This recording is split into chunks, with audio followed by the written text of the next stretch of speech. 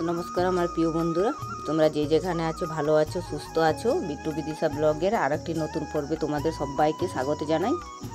এই যে এখন ঝাড় দিয়ে নিচ্ছি, এদিকটাও ভালো করে, ফার্মের দিকটাও ভালো করে ঝাড় দিয়ে নিলাম। এগুলো তো অনেক কালকে ঝড় দিয়েছিল, অনেক পাতাতে ভরে গিয়েছিল, জল ঝড় হয়েছিল, অনেক প্রচুর পাতা পড়েছিল। আম গাছ আছে আমাদের পাশের বাড়ি, সে আম পাতাগুলো পুরো পড়ে গিয়েছিল, সেগুলো সব এখন ঝাড় দিয়ে নিচ্ছি। এই যে এদিকটা আমার ঝাড় দেওয়া হয়ে গেছে, এর কুয়োতলার দিকটা ঝাড় দিয়ে নিচ্ছি। কুয়োতলাতে তারপরে সব আবদারগুলো কুড়িয়ে নেব, কুড়িয়ে বাইরে ফেলে আসবো।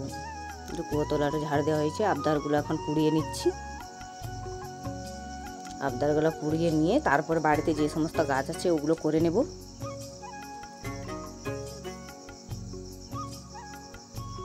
আবদারগুলো আমি এখন পুকুর ঘাটের ফেলতে যাব। এই যে ফেলে চলে এলাম। তারপর কুয়ো থেকে জল তুলে নিচ্ছি, ঘরগুলো মুছবো এবং বাসনগুলো সব ধোবো, সেই জন্য কুয়ো থেকে জল তুলে নিয়ে নিলাম।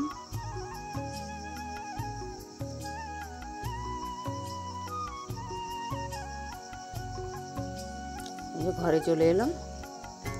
ঘরে এখন সব বাসনগুলো ধুয়ে নেবো একটা একটি করে। সব কালকের বাসন ছিল তো, সে বাসনগুলো আগে একবার জল বুলে নিই।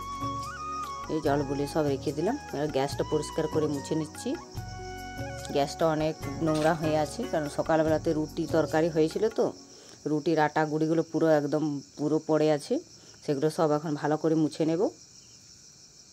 পুরো প্রচুর নোংরা হয়ে আছে, আটাতে ভর্তি, নিচের দিকটাও পুরো আটা জমে আছে। এই আটাগুলো সব ভালো করে মুছে নিচ্ছি।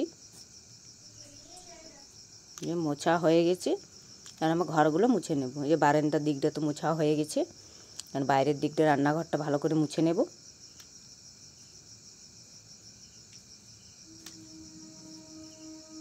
একটু একটু করে মুছে নিই, তারপর থালা বাসনগুলো ধুয়ে নেব।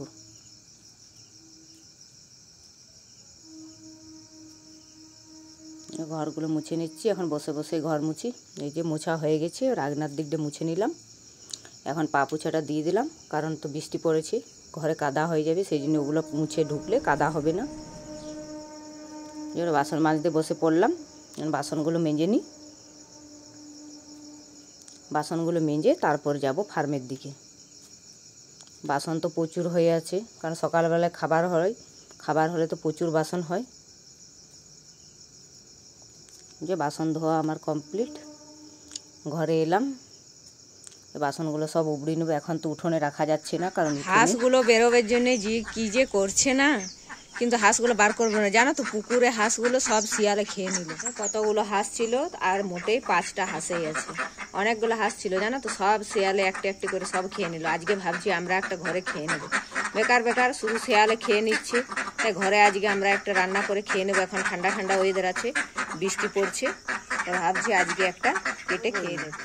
আজকে বার করবো না, পুকুরে এখানেই থাকুক, আর আমরা একটা কেটে খেয়ে তো নেবই আজকে। আর দেখি ডিমগুলো, কতগুলো ডিম আছে, সে ডিমগুলো মোটেই দুটো ডিম দিয়েছে। তবে তো মেয়ে হাঁস তো বেশি নেই, মেয়ে হাঁসগুলো তো সব খেয়ে নিল। একটি ছেলে হাঁস আছে, সে ছেলে হাঁসটা আমরা আজকে খেয়ে নেব কেটে। আর আজকে আর পুকুরে হাঁসগুলো ছাড়বোই না, নাহলে আবার খেয়ে নেবে। আর এই যে দিদি বাসন ধুচ্ছে, দিদির বাসন ধোয়া হোক, তারপরে যাব ফার্মের দিকে, কারণ হাঁসটা ধরা করাবো। হাঁসটা তো আমি ধরতেই পারছি না, দিদিকে ধরা করাবো। এই যে দিদি ধরে নিয়েছে, এটা বাইরে কাটতে যাবে, কারণ বাজারে কেটে নিয়ে আসবে। ঘরে তো আমাদের কেউ হাঁস কাটতে পারেই না, সেই জন্য এখন বেঁধে নিচ্ছে ভালো করে, কারণ গাড়িতে নিয়ে যাওয়া হবে তো, সেই জন্য ভালো করে ডানাগুলো বেঁধে দিল। আর এদিকে বিট্টু ওর মামামের সঙ্গে ছাড়েই নি, ওর মামামের সঙ্গেই ধরে আছে। এই যে তারপর আমি বাসনগুলো রেখে ভালো করে উবড়িয়ে এখন আমি যাচ্ছি কাপড় কাচতে। কাপড়গুলো কেচে স্নান করে তারপরে তোমাদের সঙ্গে দেখা হচ্ছে। যে কাপড় কেচে চলে এলাম স্নান করে, কাপড়গুলো এখন উঠোনে সব মেলে দিলাম। উঠোনে তো কুলোবেই না, অনেক কাপড় আছে। তারপরে যাব বাইরের দিকে, ঘরের বাইরে পিছনের দিকটাতে মেলবো। এখন যতগুলো কুলোই মেলে নিই। এই যে চলে এলাম পিছনের দিকে, পিছনের দিকেও পুরো ভরে গেছে। আজ অনেক কাপড় হয়েছে, 2 দিন ধরে কাচতেই পারিনি বৃষ্টির জন্যে, সব রেখে দিয়েছিলাম। আজকে সব কেচে দিয়েছি। কেচে ধুয়ে স্নান করে কাপড় মেলে এখন বাড়ি যাব পুজো করে। তারপরে এই যে মুড়ি খেতে বসে গেছি, পুজো টুজো করে মুড়ি খেয়ে নিয়েছি। তারপর রান্না চাপাবো। বিদিশের বাবা গেছে বাজারে, হাঁসটা কেটে নিয়ে আসুক। এই যে চলে এসছে বাজার থেকে, হাঁসটা কেটে নিয়ে এসছে, অনেক মাংস হয়েছে। এখন এটা আমরা অর্ধেক রাঁধবো আর অর্ধেক দিদিকে দিয়ে আসবো। এখন প্রথমে কপির তরকারিটা করে নেব। আগে সব কাটাকুটি করে রেখেছিলাম, এই যে কপির তরকারিটা এবারে করে নেব, তারপরে মাংসটা পরে করব। কপিটার জন্য মশলা কষে নিচ্ছি, ভালো করে লাল লাল করে মশলাটা ভেজে নেব। একটা টমেটো দিয়েছি আর এই মশলাটা ভালো করে কষে নেব, তারপরে কপিটা দিয়ে দেবো। কপিটা সেদ্ধ করে রেখেছিলাম আগে থেকেই, কারণ এখনকার কপি তো আগে থেকে সেদ্ধ করে না রাখলে কপিটা ভালো সেদ্ধ হয় না, কারণ আমরা তো আলু দিই না, আমি না আলুর তরকারি করি। যে কপি দিয়ে দিলাম, কপির জলটা ভালো করে শুকিয়ে নিলে নামিয়ে নেব। কপির তরকারি আমার রেডি। যে আমরা আলু দিনে বলে একটু কপিটা অন্যরকম দেখাচ্ছে। যে কপির তরকারি আমার রেডি, এবার নামিয়ে নেব, তারপর মাংসটা করে নেব। যে পেঁয়াজ দিয়ে দিয়েছি, পেঁয়াজ দিয়ে মশলা দিয়ে ভালো করে কষে তার মাংসটা ভালো করে কষে নেব আর দিয়ে দেব। জল দিয়ে দিলে আমার পেঁয়াজটা লাল লাল করে ভেজে নেব। লাল লাল করে ভেজে নিয়েছি।